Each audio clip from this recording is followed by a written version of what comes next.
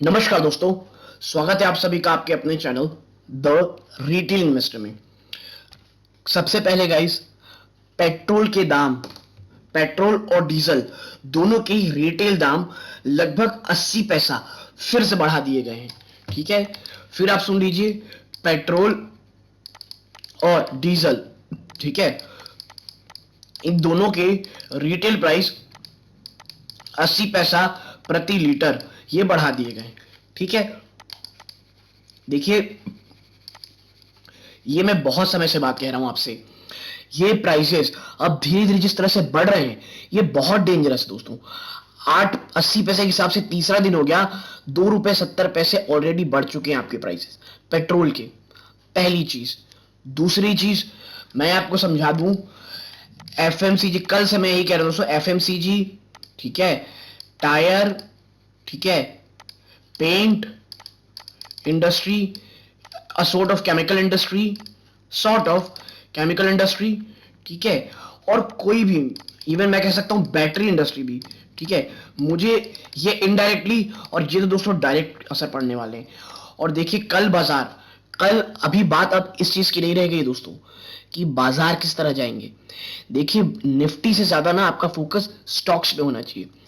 Nifty को कौन बचा रहा है? आप देखिए पिछले 2 दिन से सिर्फ और सिर्फ एक सेक्टर है इन सबके सामने जो खड़ा हुआ है, वो है बड़ा सा आई.टी, आईटी सेक्टर।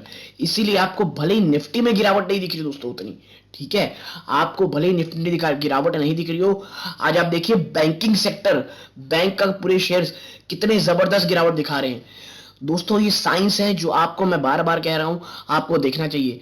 मैंने कल भी एक बात कही थी, गिरावट अब निफ्टी इंडेक्स स्पेसिफिक शायद ज्यादा ना दिखे आपको, लेकिन स्टॉक स्पेसिफिक गिरावट बहुत ज्यादा आपको विटनेस करेंगे। मैं आपको बता दूं, इसके साथ एक और जोड़ दूं जिसे कहते हैं सीमेंट सेक्टर। लगभग लगभग सभी सेक्टर आपको दिख रहे होंगे इसमें गिरावट के शिकार हो रहे हैं।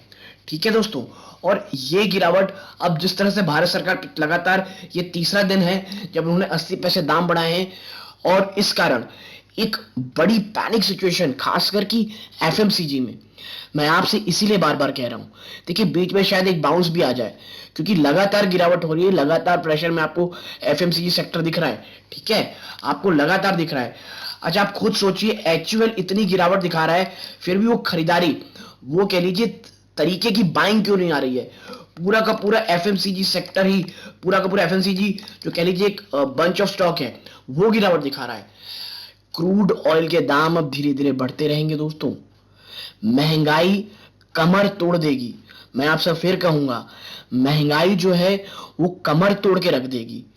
इसीलिए अभी आने वाले समय में, और इन्फ्लेशन पिछले 2 महीनों से मैं कह रहा हूं दोस्तों, इन्फ्लेशन एक स्लो पॉइजन की तरह है जिसके बारे में कई लोग बात नहीं कर रहे हैं।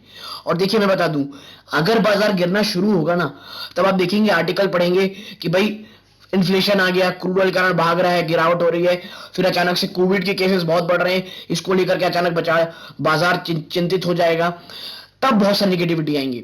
लेकिन देखिए ये सब साइंस है जो धीरे धीरे आते रहते हैं, जो हमें देखना पड़ता है। और भले ही थोड़ा मजबूत दिखे आपको बाजार, थोड़ी बहुत रैली भी आ जाए, और अगर रैली आती है, मैं फिर कह रहा हूं आपसे, अगर बाजार टूटते नहीं है, बाजार बल्कि 17,500-600 के आसपास पहुंच जाते हैं जब रिजल्ट आने शुरू होंगे।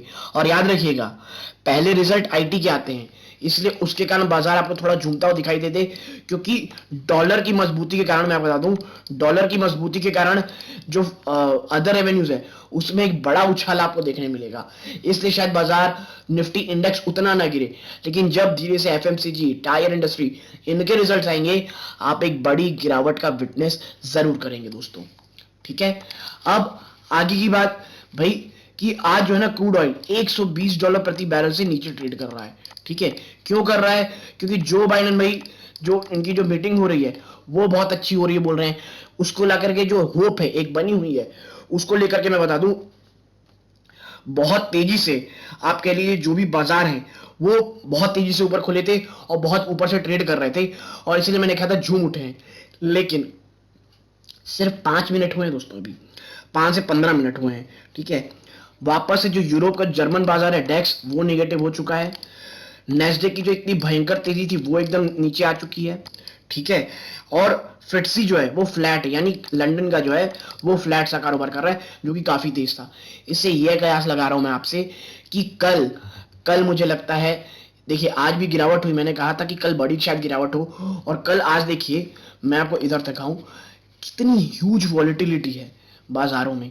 जरा आप देखें, ये जरा वॉलेट, ये देखिए ये ऊपर गया और ये डिप मारा, फिर ये गया, फिर यहाँ डिप, यानी कि यहाँ पे लोगों को दिखाया कि भी तेज हो सकता है, लेकिन वापस से गिरावट आ गई।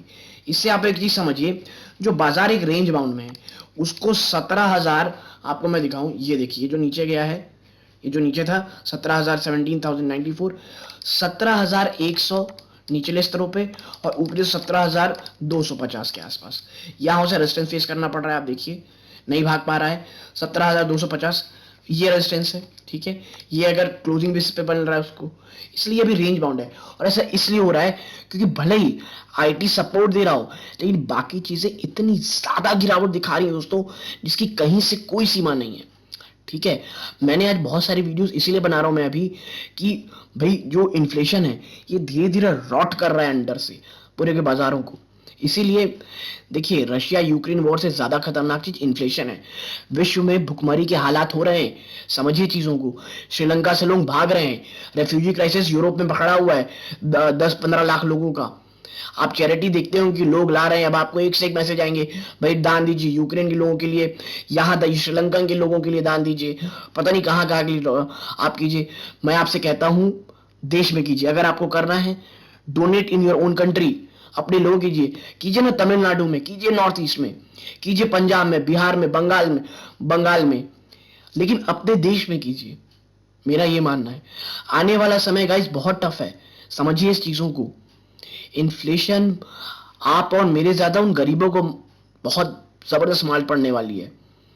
एम्प्लॉय कॉस्ट बहुत तेजी से बढ़ेंगे, इसीलिए आपसे कह रहा हूं प्लीज थोड़े से शांत रहें, ठीक है, थोड़े से इत्मीनान में रहें। आने वाला समय थोड़ा टफ हो सकता है। ये पूरा का पूरा साल आप या तो कंसोलिडेशन पे देखेंगे, या कह लीजिए थोड़ी बहुत एक बेरिश फॉर्म में ही देखेंगे, क्योंकि चीजें दिन पे दिन बद से बदतर हो रही हैं दोस्तों। और अगर क्रूड ऑयल जल्द से जल्द $90 के नीचे नहीं आता है, ये बहुत ज्यादा डेंजरस होगा, खास करके हम जैसे लोगों के लिए, ठीक है, हमारी इकोनॉमी के लिए। तो अगर आप अभी तक जुड़े हुए हैं मेरे साथ, मेरी एनालिसिस पसंद आई हो, सब्सक्राइब के साथ साथ वो बेल आइकन को जरूर दबा दें ऑल नोटिफिकेशन में, ताकि ऐसी स्टॉक स्पेस आपको मिलती रहे। यहां तक जुड़े रहने के लिए आप सबका बहुत बहुत धन्यवाद। ये इस वीडियो का अंत है। जय हिंद दोस्तों।